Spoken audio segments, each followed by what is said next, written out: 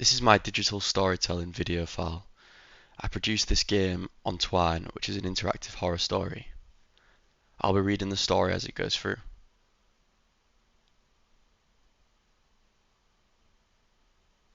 Darkness. Darkness fills the entirety of the room. It's so dark, in fact, that it almost feels as though someone has used the fill bucket tool from Photoshop and painted the whole room completely black. Usually you feel safe when you wake up like this, knowing you're at home inside your warm, cozy bedroom. However, this time is different. This time a shocking chill shoots down your spine, through your hands and out your fingertips.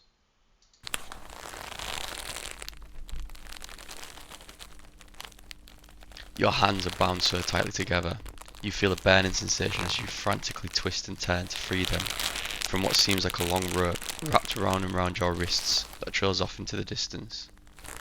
Panic starts to kick in as you desperately ask yourself inside your own head, where am I?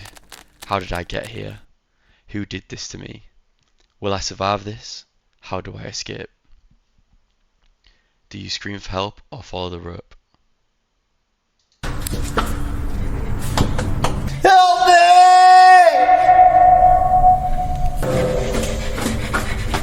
Your scream for help echoes across the room, and then nothing.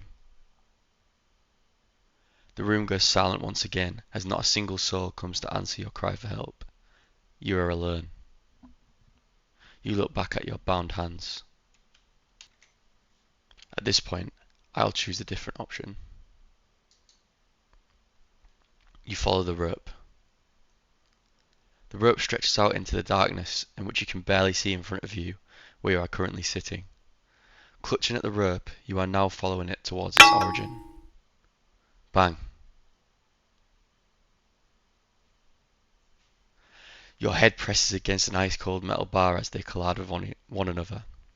You run your hands along the cold-to-touch metal when you suddenly realize you are imprisoned inside a cell. Once again, you start to panic hysterically as you hear a strange noise coming straight towards you. Do you try to hide or shout out? Who's there? Who's there? Your words tremble in fear.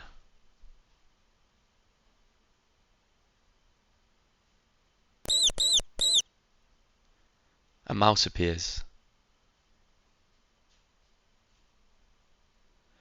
You sigh in relief at the awareness that it's just a mouse. You gaze down at it as it stops in its tracks to stare right back at you.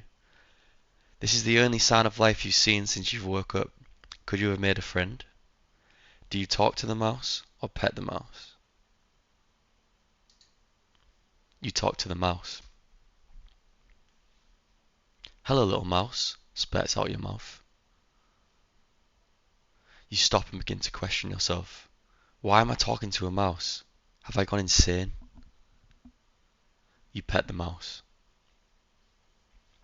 Reaching your hand ever so slowly to pet the mouse, it nibbles at your fingers. It's hungry, you tell yourself in excitement. It felt like years since you had been this excited. For you, your only friend, you could put your troubles aside and try and find food. You try to find food.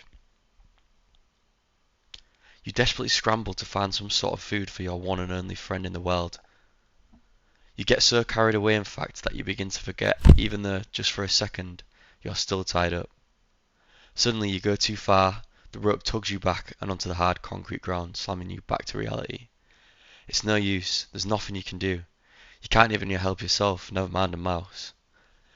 You feel yourself sinking more and more into the darkness. Do you give up, or shoo the mouse away? You shoo the mouse away. Feeling stupid and betrayed, you shoo the mouse away. Now it's just you and this dark, lonely room. You feel the darkness drifting you back to sleep as you wish it was all just a nightmare. You give up. You feel as though there's nothing left in the world. The darkness now surrounds you as it was to eat you whole. You've given into the darkness as you lay your head down on the solid concrete to allow it to take you away. when all of a sudden, your hands that were once bound fall free. To your surprise, the mouse has chewed through the rope. Your best friend has set you free. The swift moment of overwhelming joy is soon gone as a startling noise reverberates through the roof. Footsteps.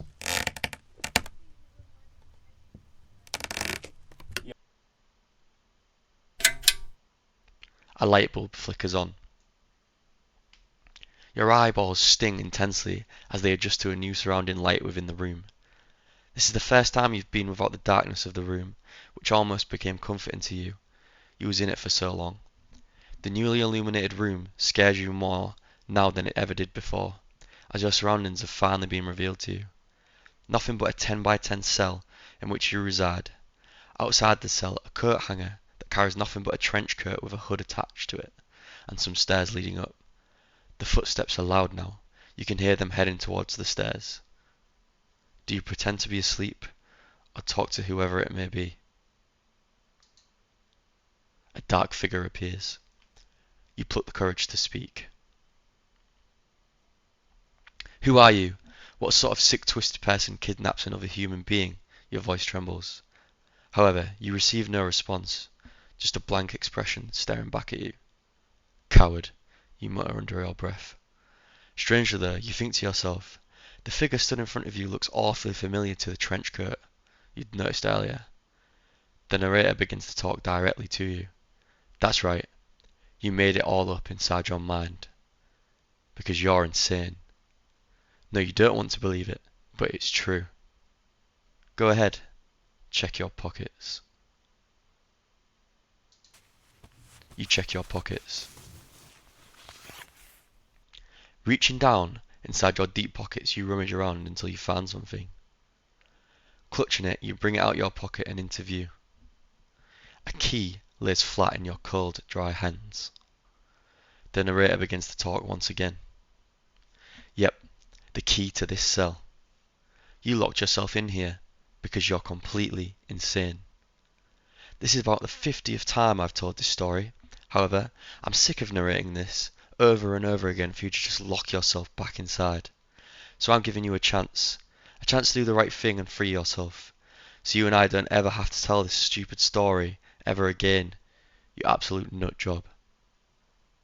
Do you free yourself or head towards the light switch? You free yourself. Climbing the stairs, you feel overwhelmed that this nightmare is finally over. You've done it. You feel liberated as you freed yourself. The narrator no longer speaks to you inside your head.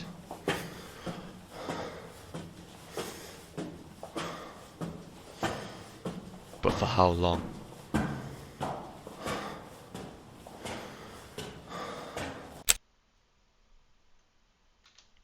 Now I will show the other ending to the game. You head towards the light switch. No! Stop! Do you even know what you're doing? Not again! Please, not again!